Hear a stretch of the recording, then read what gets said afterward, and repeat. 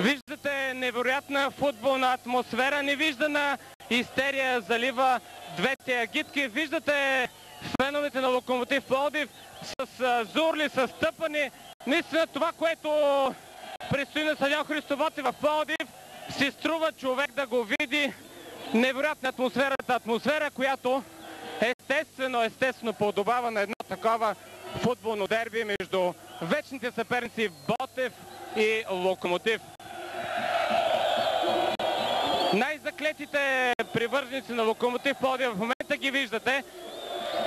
Те бяха още в 12:30 на стадиона в Валута и тръгнаха по пловдивските улици да пристигнат на стадион Христо Ботев, да създадат това, което виждате, уважаеми телевизионни зрители, в момента на вашите екрани.